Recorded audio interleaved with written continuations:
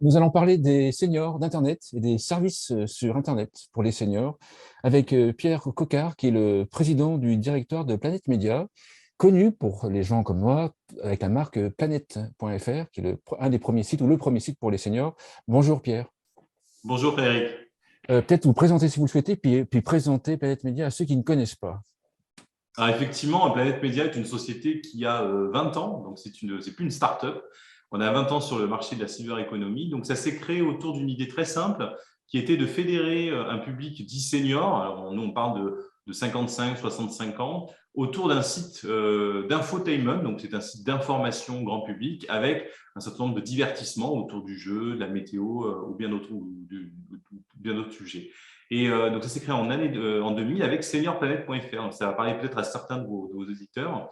Donc, c'était historique ce site et il est rentré en bourse donc quelques années après. C'est devenu planète.fr aujourd'hui. Et puis, au fil des années, on s'est développé autour de verticales qui parlent beaucoup à ce public-là, notamment la santé avec medicite.fr, puis e-santé.fr qui est le pendant de Medicite sur un public un petit peu plus jeune. Donc, on est aujourd'hui, on fédère 3 sites, on est 60 collaborateurs. On a la particularité d'être coté, comme je disais, sur le marché boursier, mais ça fait de nous quand même une petite PME dédiée aux seniors et on regroupe 1 million de lecteurs par jour environ sur nos sites, ce qui fait une grosse audience, un gros bassin d'audience sur lequel on se développe avec une équipe de 15 journalistes encartés. C'est important pour nous de le préciser dans le groupe.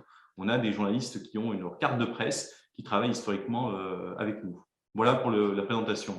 Quand on dit senior, internaute senior, c'est quelle tranche d'âge à peu près? Alors, tout dépend effectivement de la problématique. Nous, aujourd'hui, sur nos sites, on est effectivement on est juste avant et après le départ à l'âge de la retraite. Donc, on est sur avant 60 ans et après 65 ans. Donc, c'est entre 55 et 65 ans à peu près. C'est notre cœur de cible aujourd'hui. Toutefois, sur certains articles sur planète.fr, quand nous parlons des aidants, par exemple, quand nous avons des sujets spécifiques, on touche une audience un peu plus jeune ou un peu plus vieille, tout dépend des articles qu'on va travailler. Et ça, on le fait aujourd'hui de manière captive avec notre base de données, puisqu'on a 3 millions d'abonnés à nos newsletters, et là, c'est sur cette tranche 55-60 ans. Mais on a également quand même beaucoup de trafic qui provient de Google, et comme vous le savez, là, on touche tout type de public en fonction des thématiques que l'on va aborder. Voilà. Comment est-ce qu'on fait avec planète.fr? Comment est-ce qu'on fait où il n'y a plus une dénomination senior, en fait? Comment est-ce qu'on fait quand même pour cibler les seniors? Ben, on le fait historiquement, nous, avec notre gestion. Alors, déjà, parce qu'on a une manière de travailler au niveau éditorial, ça c'est le premier point. Donc, les rédacteurs en chef, c'est nous, sont très sensibles au sujet senior, les journalistes également. Donc, c'est la manière de travailler l'angle éditorial qui va nous permettre de nous adresser directement aux seniors, puisque, si vous voulez, entre nous, le senior, il a un comportement de vie. Alors, par des seniors, on donne 55-65 comportements de vie, un comportement d'achat qui finalement est l'équivalent de tout le monde et chaque senior se différencie. Ce qui est important pour nous, c'est vraiment de définir les problématiques qu'ils peuvent rencontrer. Et là, je vais vous citer des exemples. C'est tout ce qui est passage à la retraite, toutes les questions qu'on se pose sur ce passage-là. Ça va être des discussions autour de la santé, ça va être autour d'une mutuelle. Le coût d'une mutuelle aujourd'hui est important pour un senior. Et en adressant ces sujets avec cet angle éditorial, on sait qu'on va répondre aux problématiques des seniors. Après, c'est, je pense, aujourd'hui, nos journalistes ont une approche très importante qui est la proximité qu'ils ont avec leurs lecteurs. Et ça, fait partie de l'ADN de Planète Média depuis le début. On dialogue beaucoup avec nos lecteurs. Et ça, c'est moi qui viens d'un autre groupe média un peu plus important. C'est très particulier chez Planète Média, la relation que nous avons avec nos lecteurs. On échange par mail avec eux quotidiennement. Ils nous sollicitent sur des sujets, parfois nous reprennent sur d'autres sujets en disant que c'est incorrect. Et ce dialogue-là avec nous est important pour garder cette proximité. Si je suis annonceur dans la cyber économie ou sur le monde des seniors, comment est-ce que je peux travailler avec vos différents sites? Et puis, sur quel site on va m'orienter et pourquoi? Alors aujourd'hui, on a 3 sites internet. On a planète.fr qui est donc le vaisseau amiral, le vaisseau historique. C'est précision, plus de 7 millions de visiteurs Oui, par mois. absolument. Juste préciser pour le chiffre par mois, c'est énorme. Hein. Moi, j'en étais resté à 4 millions dans ma tête. Voilà. Ouais. Oui, c'était un site qui se développe beaucoup et qui a accueilli de très, très belles audiences en 2021. Donc, c'est un site en actualité qui se développe fortement. Alors, sur planète.fr, on s'adresse donc à des annonceurs qui souhaitent effectivement communiquer auprès d'un public senior et dans un environnement d'information vérifiée et divertissement. Voilà. Donc là, on voit un exemple, c'est les secteurs automobiles avec qui on travaille beaucoup. Et là, ils nous sollicitent pour mettre en place des opérations de contenu. Donc, on va être capable de proposer des contenus pour présenter leurs produits ou leurs services à notre communauté, mais également des formats un peu plus performants, ce qu'on appelle, c'est-à-dire d'être capable de solliciter notre base de données via une newsletter, une site précise. Donc, c'est soit un contenu qu'on appelle opération spéciale, on va mettre en avant une nouvelle voiture, un nouveau concept d'une marque automobile, et à côté de ça, on va être très marketing et performance, où on va être capable d'identifier spécifiquement la cible. Un exemple, c'est je souhaite solliciter les pré-retraités qui habitent autour de Lyon pour faire une journée porte ouverte. Voilà, c'est typiquement une demande que nous avons. Et là, on sollicite notre base de données en envoyant des emails très ciblés pour cette cible-là. Donc, on est capable vraiment d'adresser les deux. Et depuis le rapprochement avec le groupe Marie-Claire, qui est rentré au capital du groupe Planète Média, on est capable effectivement d'avoir une force de frappe maintenant très branding aussi, en accueillant des annonceurs beaucoup plus ouverts à la publicité créative, à des opérations de branding sur nos sites Internet.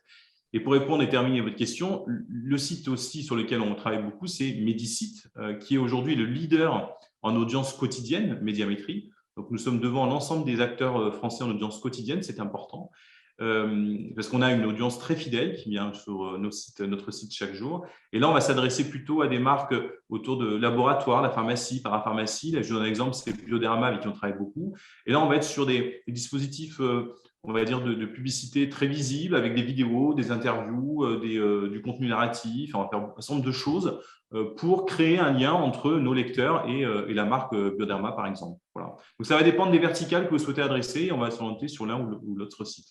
La différence entre Medicite et e-santé. Oui, e-santé, la différence.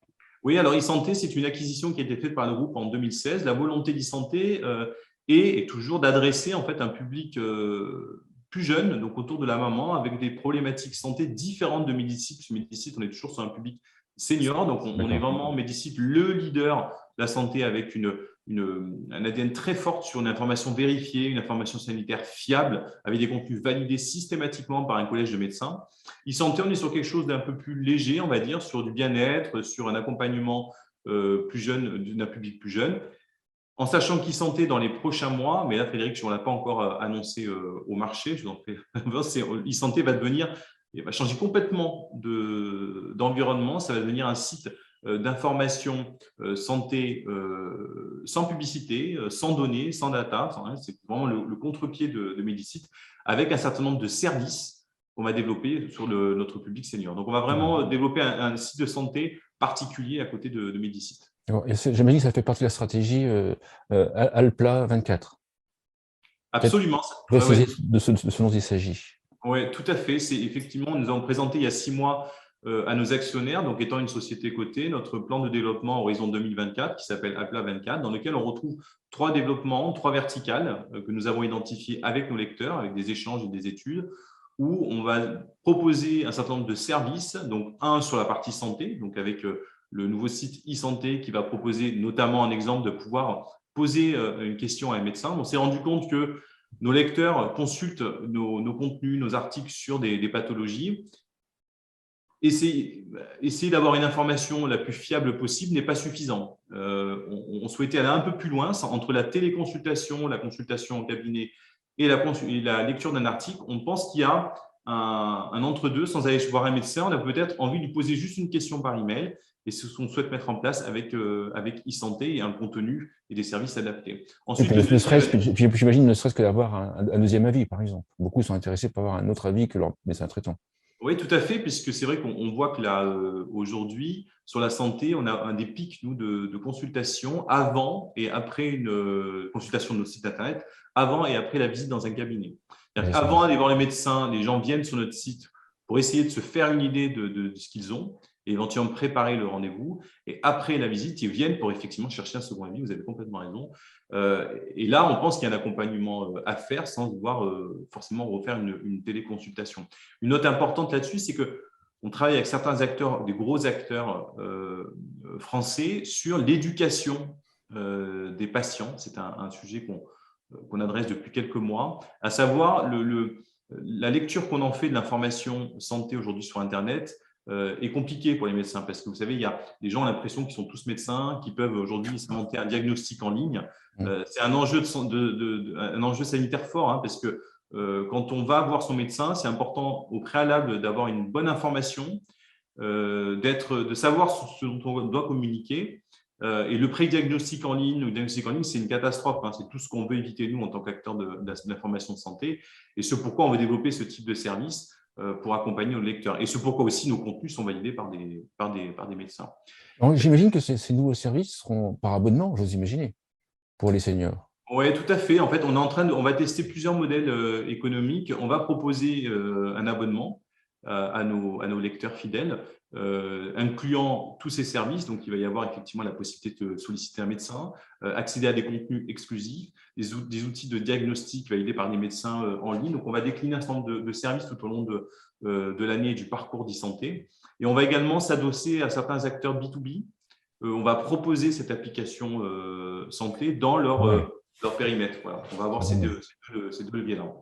Pas mal. Donc, il y aura la santé, l'alimentation, j'imagine, les formations. On a parlé de formation préparant. Oui, tout à fait. Donc, même idée. Oui, c'est en dialoguant avec nos lecteurs qu'on s'est rendu compte, effectivement, en arrivant à l'âge de la retraite, se posent beaucoup de questions à la fois sur la fin de carrière et surtout sur l'après. Considérer aujourd'hui que le passage à la retraite, c'est un passage obligé où on se dit on ne fait plus rien, ça y est, on se repose. Bon, fondamentalement, nous, on le voit avec nos lecteurs, c'est terminé. Les gens qui arrivent à la retraite aujourd'hui ont envie de faire plein de choses. D'accord. Ils sont beaucoup plus acteurs que l'étaient nos aînés. Donc là-dessus, ce qu'on développe, c'est donc un bilan de fin de carrière et un bilan de compétences et un accompagnement à la création d'entreprise à travers une nouvelle ligne qu'on a développée, certifiée Qualiope. Et donc, on accompagne, déjà, on est à peu près une dizaine de lecteurs qu'on accompagne depuis 2 mois pour justement passer ce bilan et ensuite construire leur nouvelle carrière, on va dire, leur seconde vie à la retraite. Donc ça, c'est un pôle important pour nous, cette formation. Et le dernier, c'est la partie assurantielle. C'est le 3e volet du plan Alta 24. Et là, c'est venu de notre équipe de journalistes qui travaillent beaucoup le sujet de la santé et de la mutuelle, donc sur Medicite. Il faut savoir que la mutuelle est un poste de coût important quand on arrive à l'âge de la retraite. Souvent, on abandonne la mutuelle de son entreprise, il faut faire des choix. Et là, il y a la question du prix, la couverture qui est clé.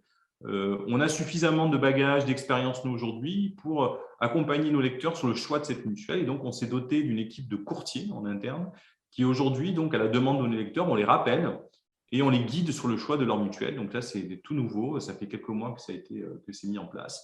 Et donc là, on voit qu'on change complètement de modèle. On passe d'un modèle publicitaire vers un modèle de service. Et c'est sur quoi on propose aujourd'hui notre plan de développement. Pour comprendre le positionnement, jusqu'où on va dans les tranches des seniors, si je suis un annonceur, par exemple, d'un monte-escalier, par exemple, là, je vais cibler les gens plus âgés que la moyenne de planète. Est-ce que vous allez m'accepter, entre guillemets? Est-ce qu'il y aura une cohérence? Ou est-ce que ça sera peut-être passé par les aidants? Mais est-ce qu'il y a une cohérence déjà pour ce type d'annonceur? Alors oui, vous avez raison. Déjà, il y a effectivement les aidants. Souvent, c'est quand même notre cible première. On trouve souvent les aidants. Et oui, tout à fait. Tout dépend du dispositif que vous souhaitez mettre en place. Et on fait des campagnes encore avec des acteurs de Montescalier. On en fait un certain nombre. Mais là, on est plus sur une démarche, nous, aujourd'hui, très performance avec ces acteurs-là. D'accord. On va les cibler dans notre propre base de données. Les gens, donc on n'est pas forcément sur du dispositif qu'on appelle branding, natif, intégré. On va dire, je veux aller cibler cette population-là dans notre base de données et à nous d'aller les choisir et leur proposer une offre. Donc oui, tout à fait, c'est possible. D'accord. Une conclusion à l'émission? Une conclusion, écoutez, j'étais ravi de pouvoir échanger avec vous. C'est toujours intéressant, pour nous en tout cas, le groupe Planète Média a 20 ans. Le secteur de la cyberéconomie bouge énormément. Et c'est vrai qu'on l'évoquait juste avant l'entretien, Frédéric, on est une société qui existe depuis longtemps, mais les gens, peut-être, on existe depuis tellement longtemps que les gens ne voient pas forcément notre secteur de la cyberéconomie. Or, on est vraiment présent et acteur de cette économie. Et en plus, c'est énorme sur le secteur. Hein. On est gros. C'est énorme sur le secteur par rapport à la notoriété dans le secteur B2B, j'entends. C'est marrant. Oui, on reste effectivement une PME, mais une grosse audience sur le secteur. Et on serait ravis de pouvoir échanger avec les acteurs de la cyberéconomie. Il ne faut pas hésiter à me contacter directement pour qu'on puisse mettre en place des partenariats ou quoi que ce soit. Voilà. Super, merci Pierre. Pierre Coquart, je rappelle que vous êtes président du directoire de Planète Média. Merci beaucoup. Merci.